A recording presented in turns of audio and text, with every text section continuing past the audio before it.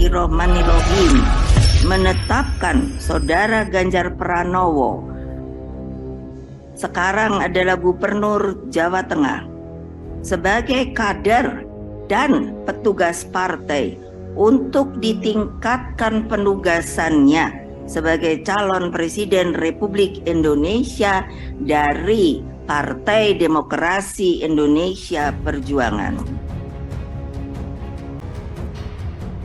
Bersama ini, Bosman menyatakan bahwa pemilu Pilpres ada dan terselenggara pada 14 Februari 2024 setelah penetapan Ganjar oleh PDIP sebagai calon presiden dari PDIP. Setelah dari 2 tahun yang lalu, usaha istana memperpanjang jabatan menemui banyak kendala, bahkan dari mitra politik yaitu PDIP menentang perpanjangan jabatan. Jadi skenario kedua dimainkan. Apa itu skenario kedua? Asal bukan Anies. Benar begitukah? Dengan usaha kedua itu, apakah strategi di Pilpres 2024 nanti yang manggung hanya 2 pasangan kandidat dan semuanya harus all president men, harus dari grup incumbent yang saat ini menjabat? Apakah begitu skenario kedua yang akan dimainkan? Apakah skenario yang sedang dijalankan dengan PK atau peninjauan kembali masalah Partai Demokrat dan diusahakan menang PK tersebut atas kelompok pro istana mengalahkan Partai Demokratnya Pak SBY adalah mungkin salah satunya? Kita tidak tahu juga. Atau mungkin Nasdem nanti akan belok di tengah jalan. Kita nggak tahu juga.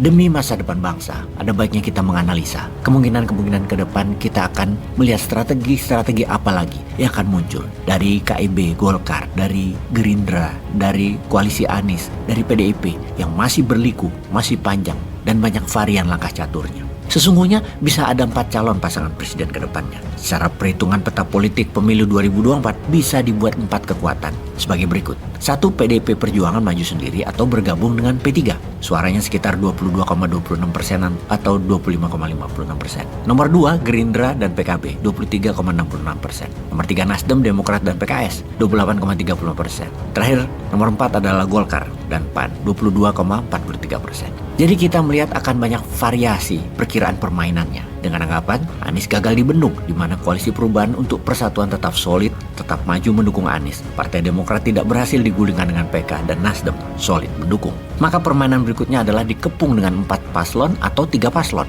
Ini semua tergantung Golkar dari sisi keberanian. Jika Golkar berani membentuk koalisi dengan PAN misalnya mengusung calon presidennya sendiri, maka 2024 ada 4 calon presiden. Dengan 4 calon presiden di mana 3 paslon adalah all president men dan akan menarik kepungan terhadap Anies. Di sini akan membuktikan banyak hal. Apakah Pak Jokowi sudah kena lame duck effect atau tidak? Lame duck adalah efek seseorang di akhir masa jabatannya yang tidak punya pengaruh lagi. Katakan yang bermain nanti 4 pasang. PDIP P3, Ganjar Sandi, Prabowo Erik, Erlangga Mahfud, dan Anies AHY. Perlu 50+1 untuk juara dalam 1 putaran. Kalau tidak tercapai, 2 besar fight babak kedua. Kemungkinan sulit ada pemenang dalam 1 putaran dengan 4 paslon. Kalau begitu jalankan skenario 3 paslon. Ganjar Sandi, Prabowo Erlangga atau Prabowo Mahfud. Anies AHY. Kemungkinan 2 putaran juga. Gimana kalau mainkan 2 paslon? Koalisi besar Ganjar Prabowo atau Prabowo Ganjar versus Anies AHY. Nah, mungkinkah skenario 2 paslon ini bermain? Koalisi super besar melawan koalisi perubahan? Menurut Bosman, mainkan 3 atau 4 paslon dulu untuk menentukan siapa frontman secara jantan di lapangan, baru babak kedua koalisi besar dimainkan. All President Men versus perubahan. Peace.